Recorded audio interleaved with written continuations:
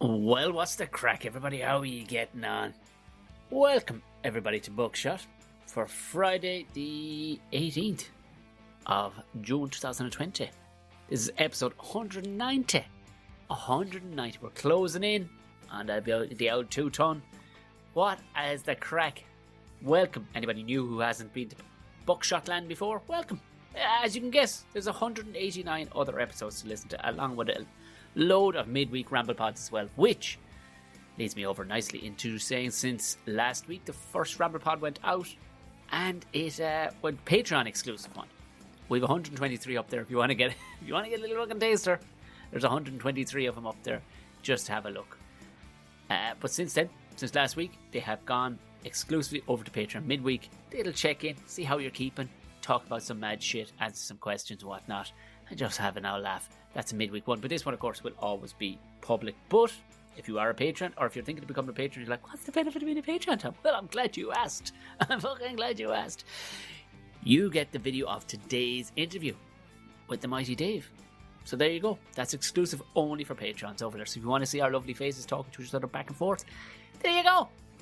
So that's the crack. Everybody knows about Patreon now. You know what I mean? There's no point in telling you about it. It's down in the show notes. Click through. If you want to join in, join in. You know what I mean? Or if you follow me on Instagram or any of those other ones, there's now a link. The link tree thing. Just go have a look at that. It's very easy these days. Very easy to join in. We will, of course, be having a live Patreon podcast where we just all have a right old natter. I pick a subject. We all tell our stories. We all get a little drunk. And none of it is recorded. It's pure loosey-goosey. So you can slag off whoever the hell you want. The benefits, people, the absolute benefits. You know what? We're coming to the end of the Tom and Jerry show. We've one more episode coming out this Monday, and we will have another bonus episode after that. But thank you very much, everybody who's been getting in touch. Legends. It's been going great. But look, we're definitely at some stage in the next couple of weeks going to start in, but we just have homework to do on it. We're not going to dick about too much on season 6. It's a complete change of tack, but it's going to be right good crack. So if you have no idea and you're going, what is this Tom and Jerry show? It's about nothing to do with a cat or a mouse. It's myself and my good friend Jerry McBride have a show. What the hell else were we going to call it other than the Tom and Jerry show? So it's there. It's us basically having the crack. Go have a listen. But we've been having these bonus episodes with well-known people, performers, sports people, music, acting, the usual thing, and asking about their worst gig ever. And some absolute fucking doozies have popped up. So that's the Tom and Jerry show. Go have a gander at that. Now, moving on to today's guest. I apologise, actually. We had a glorious time, but I set up the new microphone completely wrong. And it was, again, recording through my new camera, not the actual microphone. So it was from like 3 feet away. So it's a little echoey. I apologise, but in fairness, thanks be to God, Dave did most of the talking. What an absolute ball bag. I thought I had checked it beforehand. Turns out I didn't check it enough. Didn't check it right. So I apologise for that if I'm a little bit teeny or echoey in the background. But look, you can tell by the joy in my voice how much I enjoyed it. You all know him. You all love him. He's one half of the Dermot and Dave show on Today FM. Music producer as well. Very, very talented gentleman. But more than that, an absolute legend of a man. Sit back and enjoy the brilliant Dave Moore, everybody.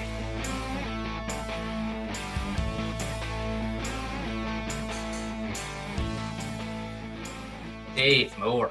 I know. We always have a lovely chat. Like I have chats with people, and then I go, "I better start this and make it all very close." And then I say their name. Yeah, it's all official. As if nobody read your name on the thing. Going, I wonder who he's got on today. Little surprise guest for us. Well, I can't wait for your 15-minute script-written intro you have for me, listing all my achievements. Like I always hear on those American podcasts, like, Jesus, just get on with the guy. 7 seconds. If I can't cram it into 7 seconds, it's not worth saying. Like literally, I will top and tail this by saying hello to people and then go, and Dave, Dave Moore, your man off the radio. 7 words. There you go. Now we're talking about Dahi Moore, aka Dave Moore. So obviously, Big Dave. Dave Moore, Dahi Moore. Dave Moore, that guy, yeah, Big Dave. Big Dave, Dahi on Moore's spot. Love it. How are you keeping it? Because you're a national treasure. You've turned it to. Have you realised that? Did you feel that happen? Did you feel that happen? The wave that I feel no. A handful of people like Enya got, you know, like Samantha Mumba got it.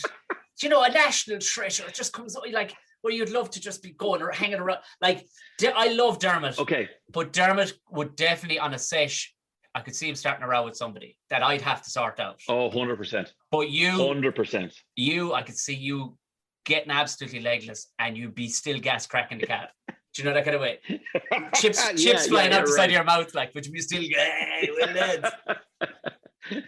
Come on, we'll go again. Yeah, go on. Yeah, no, you have us there. The only difference is, though, because it's radio, you listed Enya, you listed Samantha Mumba. These are people who need privacy. Oh, yeah. Oh, yeah. I can go anywhere. I can go into a shop and buy a pack of Johnnies and no one knows who I am. Yes. Yeah. Because, of course, and there's even because your faces are a lot of places, that's all it is, your face, and it's still moving. Do you know what I mean? Yeah. It's just a still on the side of a bus. Exactly. So, unless you're pulling that face, nobody's going to go.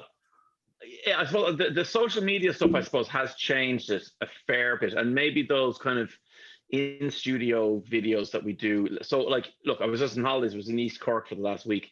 And, you know, you're kind of walking down the road and you see someone clock you or whatever, and they'll smile over and give you a wave and you give them a wave back or whatever. But it's not like... I don't need to live in a tower like Enya does in a castle away from everyone. You know, have to remember, Dave, you were in East Cork. That's Crystal Twin territory. You're small news. You are small news. That is fair. That is absolutely fair. It's a grand spot. That's what we've all returned to, isn't it? Heading, like finding some rocky old place where nobody can find us.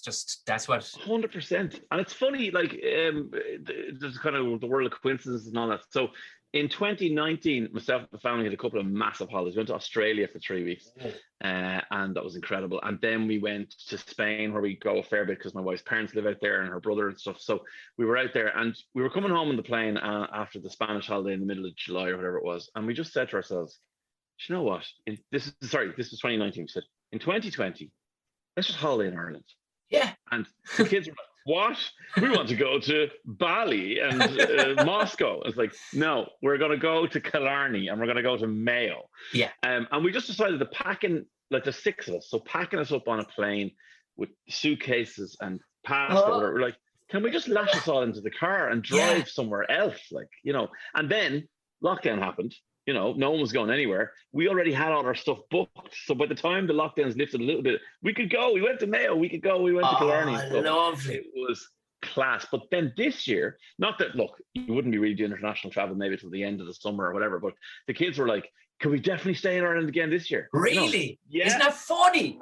Wow. Totally convinced of it. So you had them spoiled rotten by bringing them to lovely places. And then all of a sudden they go, oh, we can just hang around in Ireland and not have the dose of an airport. So kids learn early too. Like, airports are beyond doses. Like. They're, oh, stop. Now, in fairness as well, the thing is, like, if you go anywhere around Ireland now, these places are gorgeous. Yeah. Like okay, and we all know naturally the place, like the scenery and all is amazing. But hotels and, like, the ones we stayed in, like, they have houses or apartments on the grounds of the hotel. So you get all the stuff you can do. You know, you can go swimming in the swimming pool. You can eat breakfast in the breakfast room, and you can eat dinner in the whatever. But instead of being in a hotel room with 4 kids, which is a nightmare, and you have an apartment or a house, and you get that, and you kind of go, this is incredible. Like, we had a ground floor apartment in Killarney, and we had a bungalow thing in Cork where we were there, and it's just kids. I'm going outside. Off you go. Like, great. They're not even going down the stairs. You know what I mean? Like, yeah, it's gas. You said that because we had the year we got married for 4 years ago, and you are intrinsically tied in a moment of this because I'd been gigging abroad a lot that year. And my brain was ready to turn inside out with having to stand behind one more person in flip-flops going, I just don't get why we have to queue. And I'm going, oh my, I was twitching. So we got married and Natasha said to me, where do you want to, I said, can we just fuck off west? Just point the car west and see what happens. Ended up in Mayo. On the way to Mayo, I had a couple of fascinatingly strange places booked that were brilliant. We're just meeting mad yokes of the West, you know, wild people, like with hairy nostrils and stuff like that, and just fucking fire coming out of their ears. And we met this, On the way over, I got a phone call from one of the lads, Owen Colgan from the Hardy Books, going, would you be free to jump on one of the days? I said, you're not going to believe this. I'm literally driving through Swinford. Oh, there's the cameras. And he went, Jesus, drive. I said, can't really. I'm kind of on the old honeymoon. He went, honeymoon, yeah. And in fairness, she went, actually, you can pop down for it. I said, if I pop down, wildness, but no, let's just keep going. Yeah. I landed in the hotel and Dermot rang me. No. Yeah, and he went, how are you, Tom? Would you be free in next week, well, a couple of days' time, to open for us on the live show? I went, Era, I'm kind of on the old honeymoon there. There's a slight hiccup there. And in fairness, he went, oh God, no. And I was thinking in my head, I got a free pass for the Hardy Books. Would I get a free pass to fuck off to Cork with the lads? I wonder. Maybe not. Probably not good. Probably not a good idea. No. But especially for a comedian, I think like so many holidays abroad. Yes, you can come back with your stories about them, but they can all end up being a bit samey a lot of the time, unless it's something fantastical, like you literally met Bilbo Baggins. You know what I mean? But I just find in Ireland, because every county is like a new world. Like especially the west of Ireland, you're going, are we the same? Are we of the same species? Like, because this is wildness. Well, that's it. And like my kids, in fairness to them, as I said, have been all around the world. And when we went to Cork this week, we based ourselves in East Cork, as you said, the wilds of East Cork. And within a 15-minute drive, let's face it, kids don't want to be, no matter you don't want to be in the car. They want to be on their holidays. Yeah. They want to be in the open farm, not going to the open farm. Yes. But literally everything was a 15-minute drive. And I mean, mad things. Like, so we went to Spike Island off Cove. Like, lovely. Spike Island, it was a prison for freaking Republicans and joyriders in the 80s. And we brought the kids out, and they had literally the best bit of their holiday was, what was your favorite? Went to Spike Island. They all loved it. Like, it's this is where they kept the rat. Yeah. That's what they were like. We did Photo Wildlife Park. We took one of the tours, and we ended up feeding rhinos and stuff. And just, it's belugas. Like, and you realize, literally, like, I was, Castlemartyr, and you're like, let's go to Cove. And then it's like, well, let's go to Fota. And then let's go to, like, everything is just centered around it. It was just an amazing trip from that point of view. I built that golf course in Castlemartyr. You did not. I did. That is a stunner. That is an absolute stunner. And we had a tight spot to squeeze that into, because they'd only 90 acres, but we crowbarred in 18 holes in there. Fair play, because it's funny, we were sitting out in the beautiful gardens out. So what would actually be the front of the house if you were back in 17, whatever, because it looks out onto the gardens rather than what we would actually walk in as the front nowadays. But we were there, and the golf course passes by like a good bit in the distance, but you can kind of see that and my wife is going, it's very close, isn't it? And I was like, it is actually. But then I was kind of thinking to myself, I'd seen some aerial pictures, and I was like, I don't think there's actually that much Castlemartyr land here. No, there isn't. You said 90 acres is not a lot. No, you'd normally need about 300 at least starting, but we greased her up and we got her in there, all right? Yeah. Back her in, lads. Tell me this. You're a musician first, aren't you? Yeah, musician first, and all this radio thing is, I'm only doing this part-time. That's been my attitude since day one, Tom. That, like, I'm doing this thing. I signed up for a 6-month contract to give it a go. That was in 2002. I love that, like you're doing a J1. Totally. Jesus.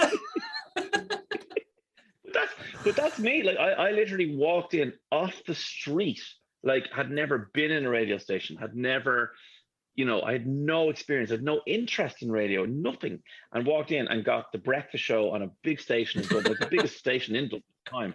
And they just went, go in there and talk with your man. And I was like, yeah, grand, whatever. And then it was only kind of 2 or 3 years later when you understood the landscape of radio, you went, that's odd what happened to me 3 years ago. Do you know, why did I get that job when I literally had no idea what I was doing? But it's kind of been the way of it, to be honest. I love the notion that something mental had literally happened this moments before you went, hello. And they were going, what the and they, like, somebody literally got shot out of a cannon, the host, by accident out the window, and is still live on air. And they went, that guy, get in there immediately. Just start talking, see what happens. Did you say you lived in Russia? So I'm bounced all over the place, but I get very excited when people say things that go, Russia. Yeah, I lived in Russia from September 1995 until August 1996. The good years. Oh, the wall came down, the money was a flowing, the criminals were everywhere, and it was wild. You talk about wild. I'll tell you this. I was my third year in college. So I studied business studies in Russian in Trinity, as every You broadcaster did. crafty As bastard. every You saw the broadcaster writing did. on their wall. I Forget sure it, yeah, did. so tied in with broadcast, but the fact that you didn't go, I could just schlev with all these other guys. And so I tell it, you're a fucking spy. Great. We're out and you here. This is KGB stuff, isn't it? Yeah. Who studies business and Ничего Russian? себе. In trainers for winners. Что я могу все. Да, в Trinity College. Я study русский язык. Yeah, so I did. I look, basically, I finished school and I did French for the Leaving Cert. I'd done German for the Inter Cert, and I wanted to go to Trinity. I wanted to do business because I didn't know what I wanted to do. So business is just a catch-all. And I wanted to do another language. And because I had the French and German kind of already in the bag, I said, well, I'm not going to do them. And they were the three choices were business and French, business and German, business and Russian. So I said, sure, I'll give that a bash, see how we go. And yeah, here I am, still fluent in Russian this many years later. Like, are you still fluent? Yeah. Well, I suppose fluent is a strong word. No, I would have lost a lot less than I thought I would lose, I suppose is the politest way to put it. Like, because like when I lived there, so I finished my finals in 1997. I'm not very good at maths, but I think that's 24 years ago. And I still can walk up to anyone from Russia and have a full-on conversation, no bother. Now, I might struggle for a word that I wouldn't struggle for in 1997, or I might make the mistake of making something feminine when it's masculine or whatever, like, small stuff. But yeah, by and large, it's still there. And I've used it so infrequently. But it's just, I think when you live somewhere for a long period of time, like I went to college in Russian, I worked in Russian, I lived in Russian, I had friends in Russian, nothing was in English anymore. You know what I mean? So right, I think a year of that kind of immersion is just, it sticks with you, Also, the KGB training that you went through is not going to ever slip. Yes, no. So you walked in. Where did you go to school? Please tell me you went to a fancy school, or did you go to a mad school? I went to Belvedere College. Oh, say no more. I was the valedictorian of Belvedere College, Tom. Did you know Andy Dunn, the rugby player? Andy Dunn? No, I didn't know Andy. I'm sure he's much younger than I am. You wouldn't be far off. He has I'm fierce old. No, he's in around the fierce. I'm fierce old too, but he's fierce old like yourself. He's a physios in Rathmines, but he rocked the Belvedere days back in the day. He was one of the boys. I'll be honest with you, I wasn't kind of one of the guys. So I was a North Sider, so I wasn't allowed to be one of those guys. So I just had to They knocked that accent out of you fairly quickly, though. They did, yeah. I had to stick with my normal accent when I was in there, yeah. So loved Belvedere. In fairness, great school for me. Did national school here where my kids are going now, actually, in Portmarnock, and then into Belvedere, and then Belvedere to Trin, and then Trin to St. Petersburg University, and then back to the Trin. And then I made a deal with my parents. So I was, as I said, musician all the way up through school, wanted to be a rocker, wanted to be in a band, wanted to go on tour and live the life. And then my parents were like, cop on and go get a degree. And then I was like, no, I'm a rock star, man. And they were like, I'll tell you what, get a degree. And then if you want to be a rock star afterwards, we'll help you out. And I was like, sounds fair. So I could still be in a band in college, I could still do it. Yeah, of course, yeah. So I went to Trinity, did my degree, did great, got my good results, whatever, and then had a job offer from Moscow, not a KGB job, a normal business job, paying ridiculous money, and a driver, a car, an apartment, like 2022 it would have been. Is this proper oligarch money, like real? Yes, this was it was actually going to work for an oligarch, was what it was. Of course, yes. So my parents were like, oh my God, we're going to miss you so much. And I was like, you remember you said that I could be a rock star? And they were like, what? I found a place in Black Rock where they teach professional jazz, and I want to go there for a year. And they were just like, oh, Jesus Christ. He's lost. He's lost to us. Yeah. I was like, look, I can go to the oligarch in 12 months. They're like, okay, fair enough. We'll pay for you to go to this ludicrous music school where you studied the circle of fifths and the theory of music and whatever. So I did that, but by the time the year had ended, I had taken out a massive bank loan, bought myself a recording studio in the bedroom in my parents' house, set it all up, and then said to them, right, I need to go down and work in the petrol station in the daytime so that I can pay for the bank loan I've taken out to get studio gear, and then I'll be up all night recording music, and then I'll be back in the petrol station. And they were like, do you know what, just do whatever you want. So fair enough, I did. And that was my career for 5, 6, 7 years. I just wrote songs, produced music, did scores for film, for TV, made ads, did everything. And I recorded voiceovers actually for comedians, funny enough, Tom, but you were only a baba by the time I was doing that. But I was recording. So comedians and actors would record voiceover demos to try and get, like, voiceover work is so lucrative. I'm sure you've done stuff in the past. It's ludicrous. Oh, this is going on TV. You're like, right, getting a new car. So you know what I mean? It's mental stuff. Like, so I would help them record stuff. So they'd bring out scripts, come out to my studio, they'd record the voiceover. While they're sitting there, I'd dicky it up with, music and sound effects, whatever. And they'd walk out 2-3 hours later with a CD, because this was back in the days when you could only burn CDs. You burn a CD, and they'd walk out with a CD, and they could go off and make 10 or 20 copies of that and give it to every studio in town. So I was doing all that, and then Des Bishop was a good friend of mine. I'm sure you've worked with Des loads of times. And he and I were working on a rap musical about the political history of Ireland. So that's what we did for a summer. And we were out to dinner actually in Limerick when the show was on, in one of the places it was on. And he was like, man, you should be doing voiceovers. You get so much work. You're always doing cartoon voices and whatever. And I was like, yeah, but you're like, I don't know anyone. I don't know how to get into that. And he's like, see your man. And like, there was the guy who's producing the show. It was like, yeah, Richard. He's like, yeah, he's the biggest actor agent in Ireland. It was Richard from Lisa. Basically, who I didn't know from Adam. He was just the guy producing the play. And I was like, Richard, will you be my voiceover agent? He was like, yeah, over a bite of steak and a glass of wine. I was like, nice. So I did a voiceover demo like literally the next week, and it was kind of like impersonations, a bit of Russian. I could do accents, speak a good few languages, so there was loads of stuff kind of messing around, cartoon stuff, whatever. Gave it to him. He sent it out to like all the studios in Dublin, and literally I got one job. I was a pizza delivery guy. I think it was for 4-Star Pizza, and hilariously, I went in to do the voiceover, did it, and then I got a phone call when I got home from the agency saying, could I do the music? They didn't know that I was the voiceover, but they were like, hey, we have this 4-Star Pizza ad. We need music first. And I was like, oh yeah. I was like, 2 checks. 4-Star Pizza. Yeah, literally 2 checks. Yeah, absolutely. That was my only job I got out of this thing. And then the next thing that happened to me was I met a woman in town with this really mysterious phone call. She could have been a KGB spy, actually. She just said, can you come in and meet me for a cup of coffee? I want to talk to you about a project. And I was like, well, details? She's like, no, just meet me. And I was like, I'll just go meet you. So I met her in Metro Cafe, which is still there, up near Stephen's Green. We sat down, chatting away for 20 minutes, half an hour. And then these 2 men came in, and a New Zealand guy and a guy from Carlow.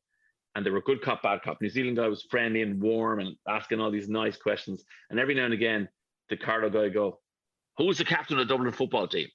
And I go, what? Like this be like this be a conversation like this, and you just go, hey, who scored a goal for Leeds in 1974 World Cup final? And I'm like, what is happening? And then he just go off, whatever. So then they left, and she was like, oh, I think you made a very good impression. And I was like, on who? What? Like, tell me. No, I can't tell you. That was a Monday. On the Wednesday, she had me back in with what was a microphone, and back then a mini disc recorder. And she made me go out and record things around town, like talk about things. And I just met my mates and interviewed them about Roy Keane and Saipan, because that had just happened, whatever. Went back, dropped off the stuff, went off again. And then on the Friday, she got me back into a place called Grand Canal Quay. Never been there before, somewhere on the south side. Went over, walked into a building, and I walked into a room, and it was like a grown-ups play date. I walked into a room, Dermot was there, and she went, you two get on, we'll be back in 20 minutes, and shut the door behind her. And I looked at him, and he looked at me, and we were like, all right. He was like, yeah, how are you? And I was like, what's this? And he goes, what do you mean? I was like, where are we? And he's like, oh, this is 98 FM. And I was like, the radio station? Like, yeah, why are you here? I was like, I don't know. I've had the weirdest week, mate. I've no idea what's going on. And like the only radio reference I had in my head was Alan Partridge. I don't know if you know. Yeah, of course. Literally one of the best comic The creators greatest things of all time.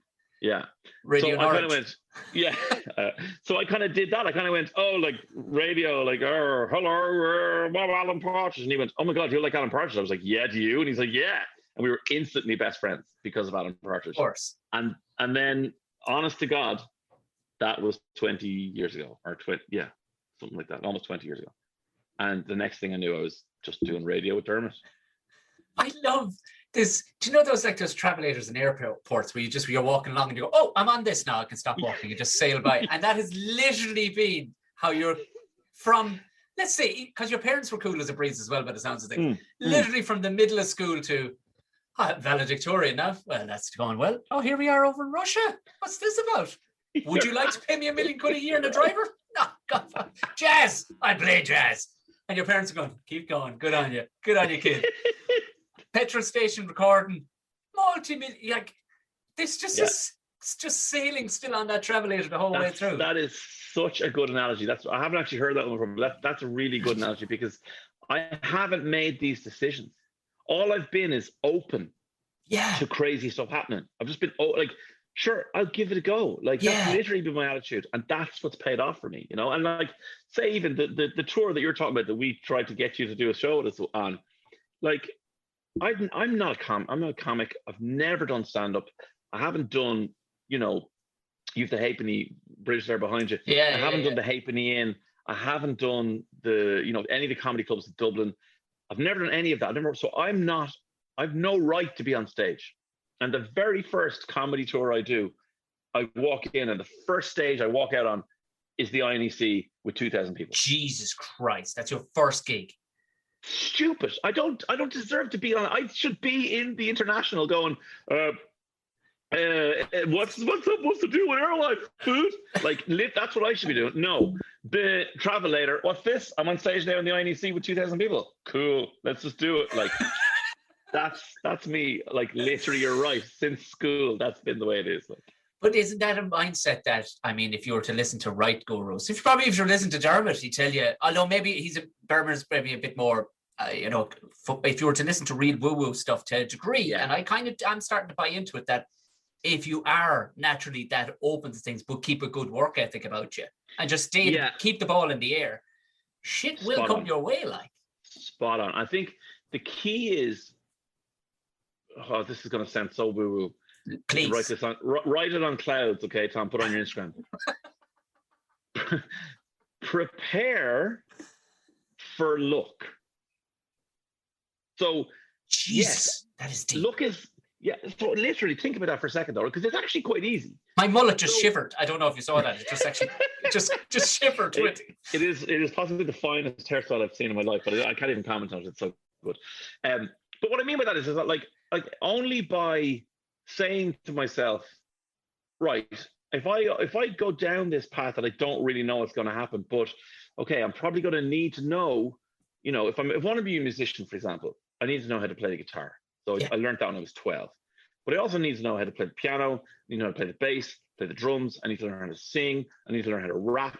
And when I was a musician and I was writing and producing music, the reason I got work over other guys who were far more talented than I was because I was totally versatile. So somebody could say to me, I need a jazz version of a Kylie Minogue song, or I need, a rap version of, I remember I did the theme tune to a show on RTE called Ballet Chancellors, right?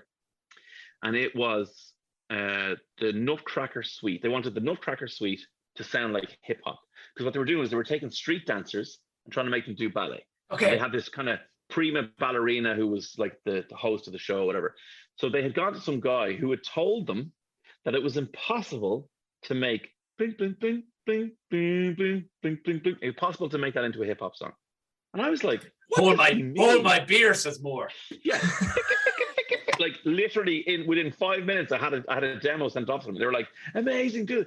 But that was the thing. It was that openness and that versatility and that, prepared to do. I don't mean do anything as in undervalue yourself, but I mean do anything as in someone says to you, look, I need I've got this corporate, presentation in tomorrow at 2:00, and I need these 7 pieces of music.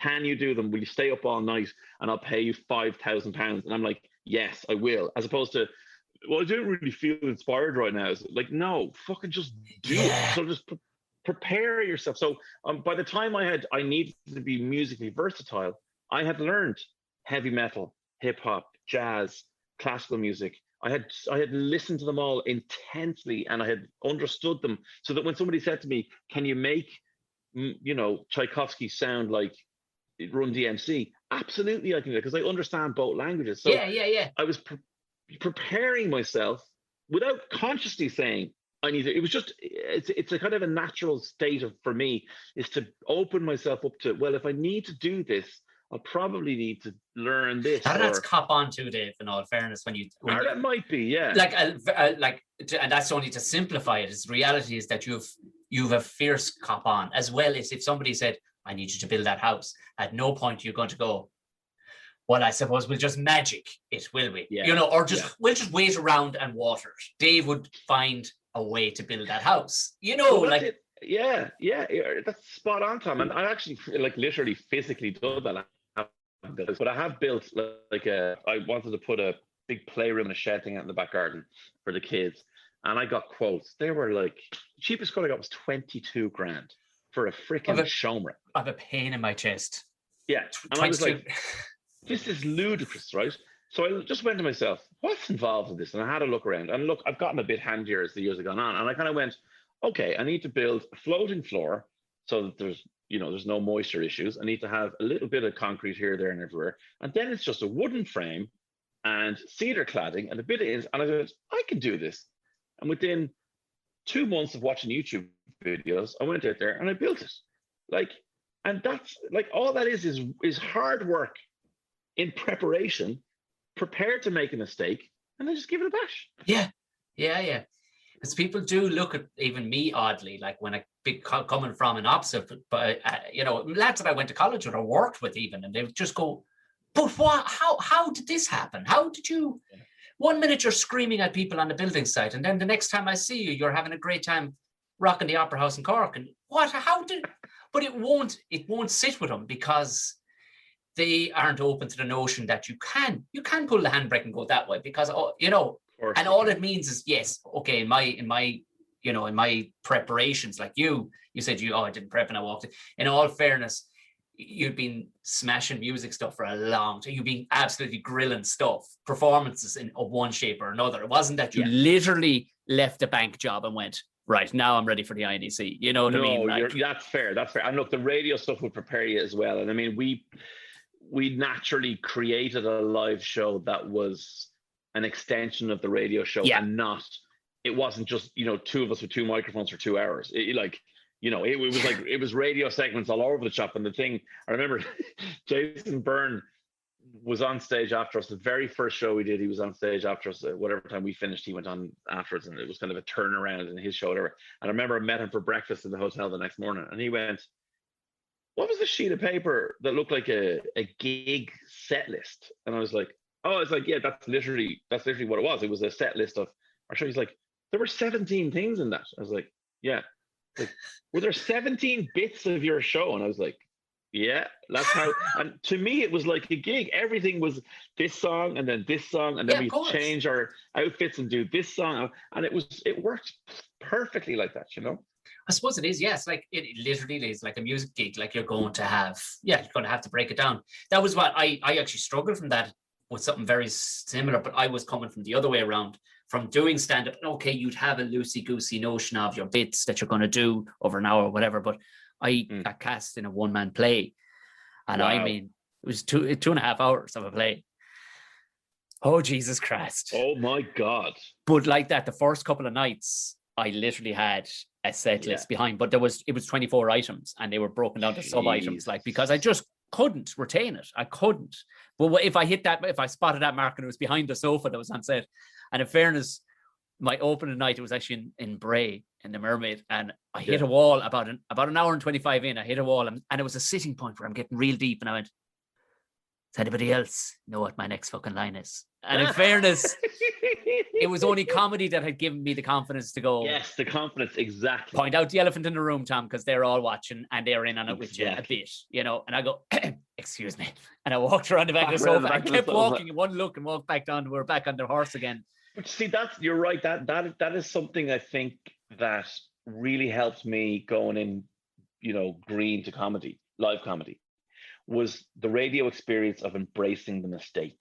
Yeah. Like, you know, because there was for the first 3 or 4 years, like, and Dermot's much more of a perfectionist than I am, but we would have fed off each other. Where, like, you know, if we hit the wrong button, or if we, you know, if the thing didn't go exactly the right time, the sound effect wasn't cued the right time, you know, we were disappointed, and we were like, that could have been way better. And maybe part of that was the training, but by the time we hit kind of 3 years in, we just realized, no, hang on, the audience is on this journey with us. We're not here to provide some kind of perfect, rehearsed, you know, performance. This is real. We're just two lads having the crack. Yeah. And so if I hit the wrong button, or he says the wrong thing, or then let's laugh at it. And then that's what's really fueled our success over the years, then, is that attitude that, you know, because by the time we started in radio, it was just coming to the end of the personality of radio. Yes, like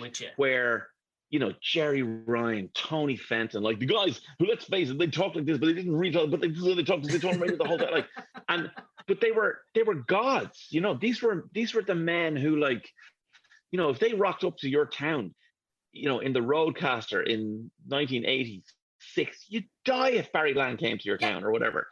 Whereas by the time we started, it was like the public was hungry. Reality TV was, it was like, no, we want are they just two lads having a chat? That's what we want. You know, that they're the same as us, as opposed to these kind of otherworldly beings. And I think that's really been our currency the whole time, is just a couple of lads just, you know, sitting in the pub having a chat, and you're just listening in over their shoulder. You know? You were podcasts before podcasts were podcasts, in a way, you know, that kind of way, because that's like you can hear some radio shows since you kind of started with that. Some radio shows have crowbarred two people together, and it's like, oh yeah, oh Jesus, Tom, like there isn't a day goes by that I'm genuinely, and I don't, again, this is not woo-woo stuff, but I genuinely mean this, that I'm not grateful for the fact that Dermot and I found each other. Like, because the traditional radio duo is a 3-year thing. It's 18 months to get good, and it's 18 months to start to hate each other. And that's literally, you can see it all over the world. It's not Irish, it's a radio thing. And a duo is so hard to do. It's almost easier to do a Zoo Crew thing where there's 8 people. Yes. The wacky sports guy, and then, oh, here comes the traffic girl, and weird comedy guy, come on in, mate. Like, that's easy because there's so many personalities. But when there's 2 people, it has to be right. Yeah. And the pressure that we put ourselves under to perform, and the performances that we do every day, and, you know, if we don't love each other and respect each other and trust each other, there's no way you can do that for more than 3 years. And we're now coming up, honestly, in August, it will be 19 years together in radio. Wow. 19 years. And not a crossword, Tom, not once. Like, and I don't have that with my friends. I don't have that with my wife. I don't have that with my kids. The only person I have that relationship with is him. And it's so rare. And I genuinely, as I said, every single day, I know coming into work, I go, oh man, I got to see Dermot. We're going to have the absolute crack. Isn't that, that's my job. But that stuff does come across. And people may not understand why they like a thing. A lot of the time, people don't know why they like a thing. Like, people, you'll be on stage when I'm doing comedy, and it has taken me, truth be told, 8 to 9 years to hit that vein where people go, I don't know why I like him, but I like it. Do you know? I do. And they don't know why they like it, and that you don't want them to know why they like it. But the reality is, I'm having a fucking ball. I'm having savage cracking going. I have to stop myself cracking up in moments going, oh, this is some cracking in it, lads. Can you believe it? Do you know? And I often will, but also that stage maturity that we were talking about, where you hit them, where you have to point out the elephant in the room and go, I don't know what's coming next. Or also, like, you hit the wrong button. But definitely people will smell a rat, whether they consciously or subconsciously, if the two of you aren't grating, if you're grating against each other, going, because Absolutely. the two names don't actually go together. If you ask me, like if I was I would put Chaz and Dave. That's who I'd put together. I wouldn't put Dermot. Like just Dermot is wrong. Well, I get up again. Like, it's a terrible name. It's a terrible. Like if you were a joiner and you made a joint that was made up of a Dermot and a Dave, you would fail your FOSS course. You know what I mean? It wouldn't go together. Yeah, absolutely would. Now, an artist would come in and go, "That is fucking beautiful." Smoke a cigarette and walk back out of the room and offer 10 grand for it. But like it's totally. Yeah. That's the beauty of it too, is that people, like you said, you were two lads and you just at the right time when everyone were going out. And ironically, the two of you came together over the chief, the satirical himself. Absolutely, yeah. The ultimate. Yeah, it's gas. And I mean, like, as I said, like you walk in there and we're so lucky to be surrounded as well with our team. Like our team's not big; there's only 5 of us, including the 2 of us. And I mean, there's been shows in our time slot who've had 11 people working on the show. Like, that's not an exaggeration. Like, so for us to do it the way we do with 3 people on top of the 2 of us, it's a tight group, and it just means that trust and respect extends outside of the 2 of us. But ultimately, when the red lights go on, it's our 2 microphones that are on, of course, and we're the voices of what the 5 of us are working to put together. So, but we're just so lucky. Like it's just phenomenal to have that relationship as your chief working life. It is a class place to be in, because you probably even outside of work send each other, WhatsApp images of, you making a balls or something like, because the other fellow will absolutely be in tune going, yeah. Yeah, completely. Yeah. And funny enough, somebody asked us actually around the time we moved to Today FM, we were doing loads of press and, interviews for this paper and this magazine or whatever. And people were asking, because at that point, I think it was 14 years we were together. And like, what's the secret of success or whatever? And I was realizing, having talked to people, I was like, do you know what it is? It's that we don't see each other that much outside of work. And that's not a conscious thing, but it's just the reality is that, say, whatever show we've done, we've spent 5 to 6 to 7 hours intensely together professionally, and then we're best mates, but we go, see you tomorrow. Yeah. And our wives get on, our kids get on, we live fairly close to each other. But him coming to my house, me going to his house is a thing. It's a weird, I see you in this environment. Like, and I think that is part of the reason that our work relationship has been so good for so long, is that we don't live in each other's pockets outside of it. Is it like, when you hear of a gang boss, like having a great family life, but he also gets on really well with his mistress? Do you know, are ye both each other's mistress in a way, like just a cheeky bit of crack? Absolute work wife. That's what we call each other. And it genuinely is. Like, think about it. Like, I have spent at least as much, if not more time in my life with him than I have with my wife. Like, it's 50-50. Like, so my relationship with him is as, I won't say as important, but it's as big, physically big in my life of time.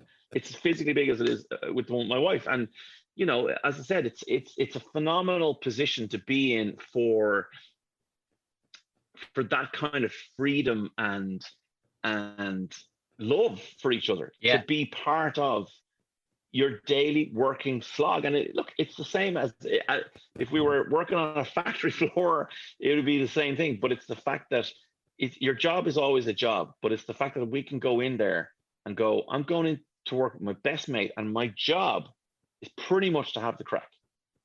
Yeah, that's an unbelievably privileged position to be in, isn't it? Like, ludicrous. Ludicrous. Yeah, it's a weird one. And myself, mate of mine, Jerry McBride, we have another podcast called The Tom and Jerry Show. I mean, what else were you going to call it, realistically? But we have people on, and you'd actually be terrible for it, because we have people on, and a bonus one where it's a 10-20 minute chat about their worst gig ever. Sure. But you just turned around, you'd be terrible. You'd be, I won't lie, lads. I've been absolutely smashing it for like 25 years. I mean, valedictorian, Russian, trainers for winners. You know what I mean? Just TFN. Honestly, it's all happening. Yeah. It's just what's next for me? I love the notion that you bring that oligarch back up and go, hey man, What's the crack? Yes. Do you remember in 1997? We were going to work together. Let's do it now.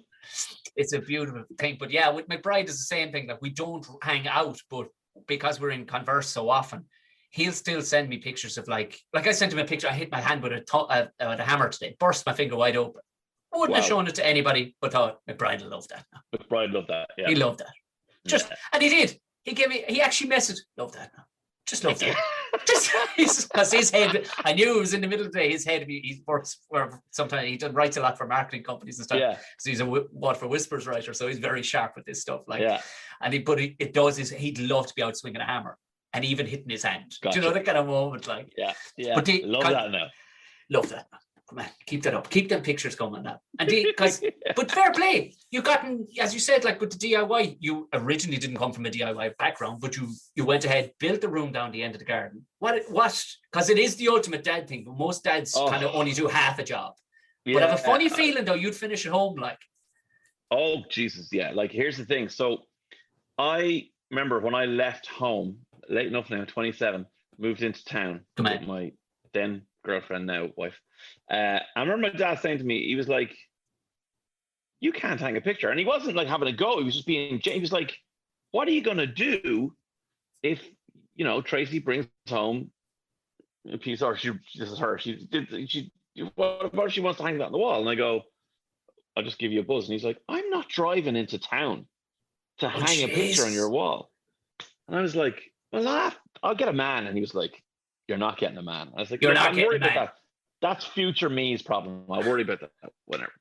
So we eventually got to the point where exactly this kind of thing. I was saying to Tracy, oh, we need to hang that. And she's like, yeah, just hang it. And I was like, but I don't know how to hang it. She was like, just drill a hole in the wall. I was like, well, what if I make a mistake? She's like, we'll fill it and then drill another one. And I was like, oh. And it kind of it unlocked this kind of fear that I had. It just went, oh yeah, I could just hang the picture on the hole, like beside, I can cover the hole. And I was like, okay. And then within 6 months, I had built a dining suite. Go away. Literally. You took on a dining suite?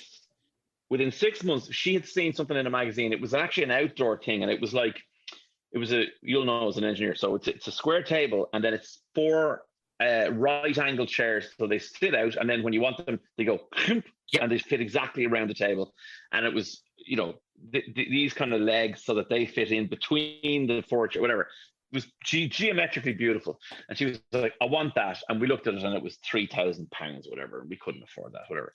And I looked at it and went, but it's just like cross legs, a flat top. Then the chairs are these angles. I was like, I can make that out of MDF. She's like, you can't. I was like, I definitely can. Like, well, sure, give it a go. Yeah. So I literally bought the MDF sheets. B&Q used to do they charge you 50 cents for a cut. To cut it for you. They'd actually put them in there. So I brought over my measurements, got all the bits I needed, loaded them in the car, came back, screw gun, put it together. She bought the foam inside in, I don't know, some Hickeys or something. Yeah. And we wrapped the whole thing in this material that we got online and staple gunned it all underneath. Now, it was MDF. It weighed an absolute ton. Yeah. So moving the 4 chairs back in was like a 2-man job. But, get the winch! Get the fucking winch! But in fairness, it worked. Now, was it the most beautifully exact piece of woodworking you've ever seen? No. But did I set out to do something and achieve it? Yeah. And that just broke down the walls for me. So since then, built that showroom out the back. I did a porch at the front of the house. I did the deck just recently, literally in the last month or so, 2 months. Oh, good stuff. Full composite deck with, I don't know if you've Ever seen the adjustable plastic pedestals and the aluminium joists. Yeah. God, that was a learning curve, dude. Yeah. Like, I was fairly handy going into that, and I was like, this is a nightmare. And you went with composite. Fair play. Yeah, went with composite because, like, look, the last one was 10 years down, but by the time I was putting the composite down, it was probably 4 different types of decking board. Because you obviously buy them in bulk, you build you what you need, and then your kid stomps a hole in one of them, and you go up to B&Q and they have a different one. Yeah. You're like, just get that one. It's a different whatever. And yeah, it was wrecked. And the subframe I thought was fine. It wasn't. So yeah. So, but it's that kind of stuff like I put a polycarbonate roof over the deck on a pergola, and that was a job getting 75 kilo sheets of polycarbonate up. But that's gotten much nicer, that polycarbonate. It used to be pure rank stuff you put over hen house. Like, yeah, the cellular stuff is gick. Like, this is like, you can't even see it. It's like glass. Like, you literally can't see it. Like, glass. Lovely. Guessing you didn't drop any of them, did you? No, they were ridiculous. You know what I used? You know the plasterboard hitch. Yeah. You know the thing that you get, the lifter. Yeah. So I rented one of them that you're supposed to use inside on the ceiling. I used that to try and get it up. And then I hopped up on the pergola, wrapped a strap around it, and and got it up back of the house, drilled it in, and away we went. So did the job. Nice. But I love that stuff. Like, I absolutely love that stuff. And that has all come from that one conversation with my dad, followed by the conversation with my missus going, she's just like, just do it. And I was like, you know what?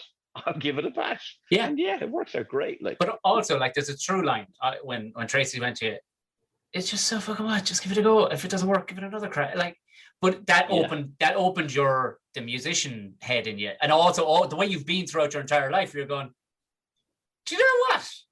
I'm probably going to smash it in the end.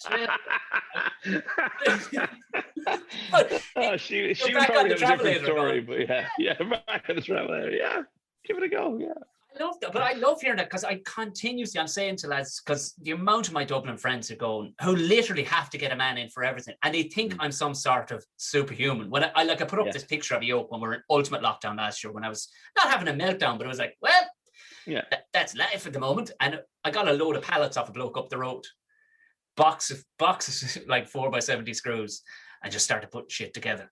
Built a yoke around the barbecue, built it, and it was lit, like it was banging like pallets together. And the amount of lads went, would you make one for me? I'll pay you. I'm going, are you joking me? This is pallets just literally slapped together. Like, and I go, you couldn't. You can. You definitely can. Yeah, you literally can. That's so true. And there's so many people that never look. And I don't. I understand that maybe you just mightn't be. Like, I'm not a good woodworker. I'm not a good finish man. Like, so when that's a joiner's job. Like, that's the reality. That's a joiner's job. And that is a skill set that requires years of study and practice and learning. So I'm not that. But if you go to me like here's a rake of pallets and 4x70 screws. Nice. I'm here for this. Like, I'll knock you up whatever you need. But it's that beauty. Like, even the porch outside now.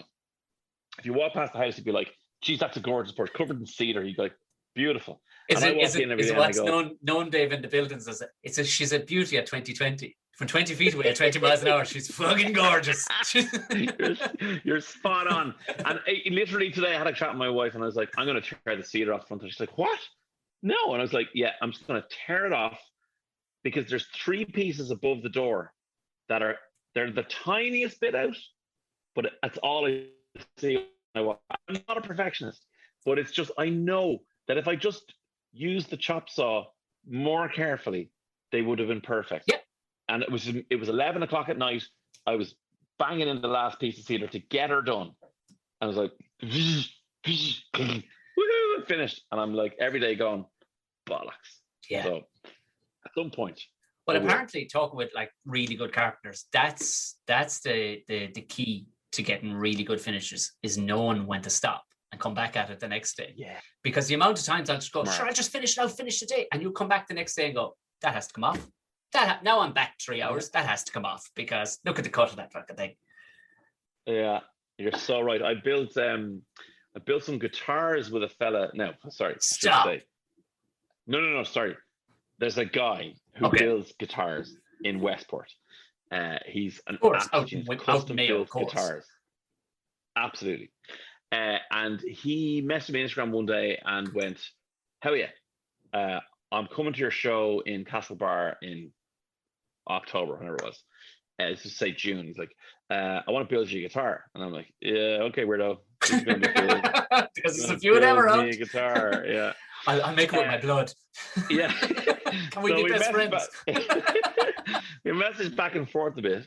And then I realized he wasn't going to kill me, and he was actually a lovely man. And I said, okay, yeah, this sounds amazing. So he said, look, what do you want? Blah, blah. So, and funny enough, I said to him, I want the guitar to look like it will give me splinters, but to be 1% below that. As in, it won't give me splinters, but only by 1%. And he was like, I have you. So we talked back and forth over, and then he said to me, I'm going to build you a guitar out of a pallet, which you just meant. And I went, stop the lights. And he was like, yeah, it's rough as fuck. And I was like, yes. So I met him in Castlebar. I came to the gig. And then at the end of the gig, I said, make sure you stick around. He stuck around. He unzipped this thing and produced this. Like, it was one of those moments. This absolutely perfect in my head guitar.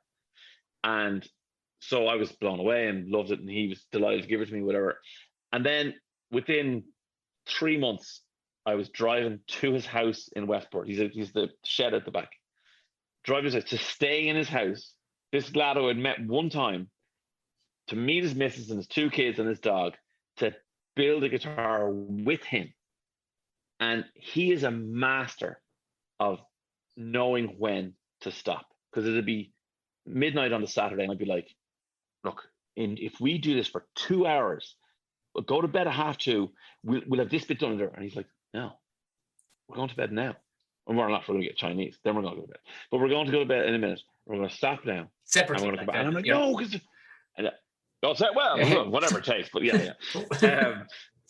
But literally, yeah. And he has this intrinsic moment where he just goes, no, I'm putting the raster file down, and I'm walking out the door. And where are you going? No, it's time now. And I'm like, okay.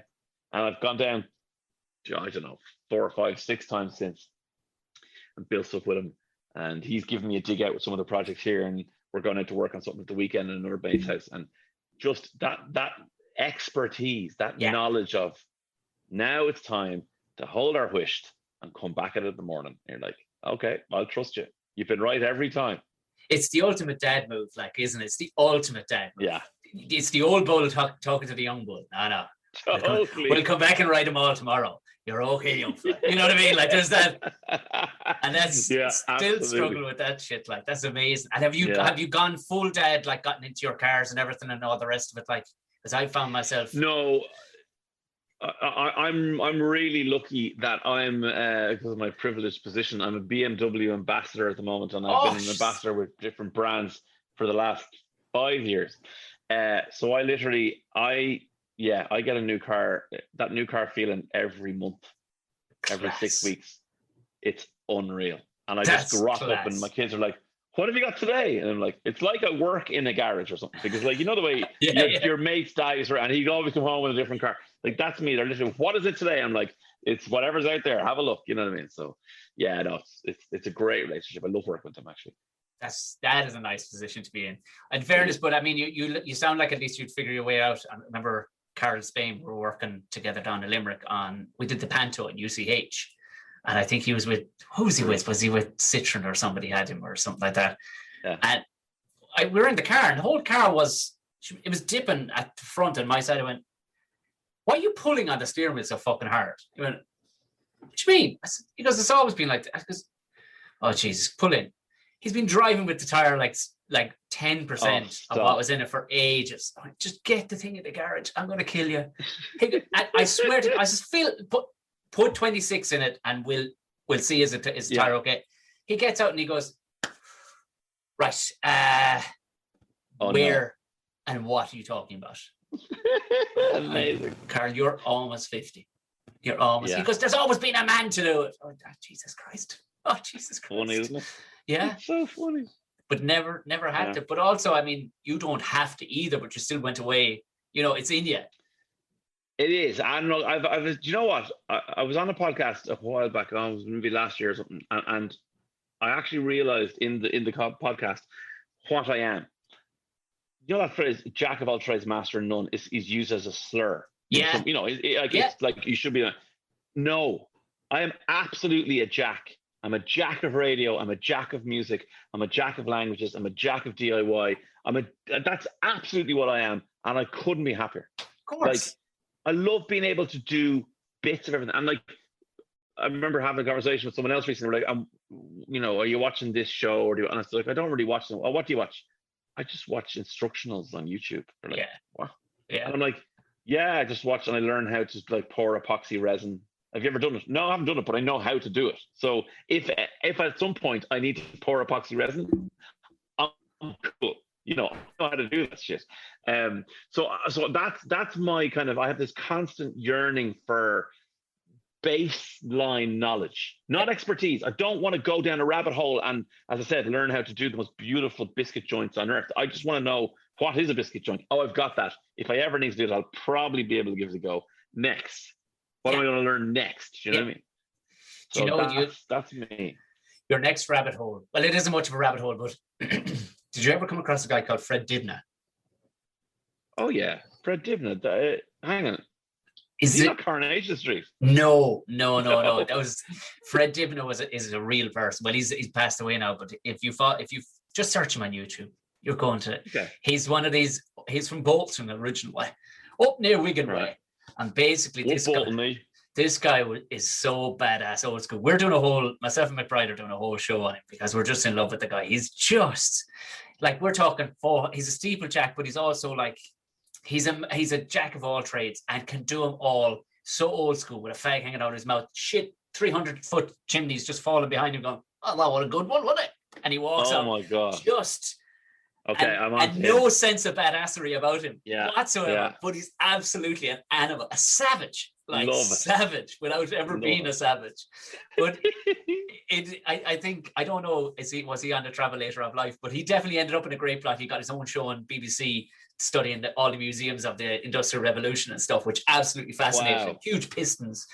For myself and the missus, God, she's a good woman. She actually went with me for a week around the UK looking at museums of the Industrial Revolution. That's love. That's love right truth be told, no interest in that, in giant, 40-foot high by 8-foot diameter pistons. But God bless her. Let's go, Tom. Let's do it. Exactly. Let's do it.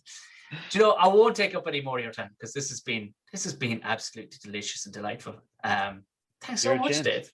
This has been lovely. Thank you. Yeah, I've really enjoyed it, man. And if I've done anything good, would you consider a mullet? I'm just saying. I'm just putting it out there. It's a big undertaking. Lockdown was cruel to a lot of us. Yeah. And I had big hair. Like, my hair gets big. Like, this was you got good hair. Big quickly. George Michael, like Club Tropicana hair was what I had for a while. And lockdown, I got to a point where if I could have been brave enough, and if I'd been on the Travelator, the length was coming at the back.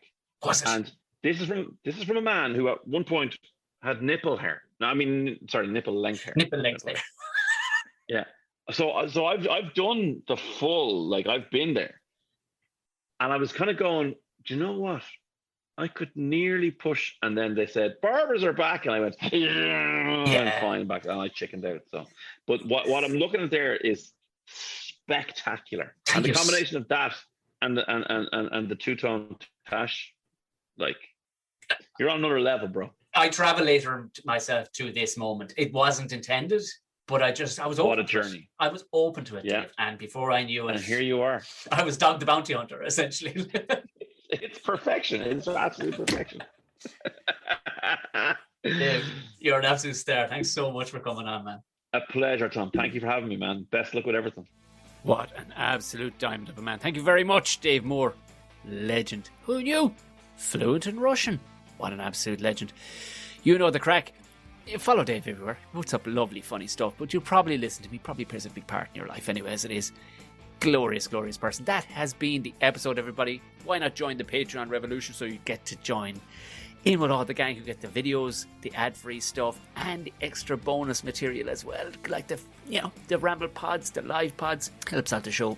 You know the crack. Follow me on all the usual platforms. Come up on the 200 episode, we will of course be giving out the top comment award. So get commenting wherever you get to do a comment. Whether it's Spotify, I don't know if you can do it there, but I know you can do it on Acast and you can do it on Spreaker. As well as that, you can do it on Apple Podcasts. So, write us the best, funniest comment if you don't even feel like writing a comment, throwing out 5 stars there anyway, you'll be thrown into the pot for that. Now, that's all I have to say for the rest of the afternoon. Go on away, boys and girls. Enjoy the rest of the weekend. I'll talk to you again on Monday. Good night, good blessed, thanks.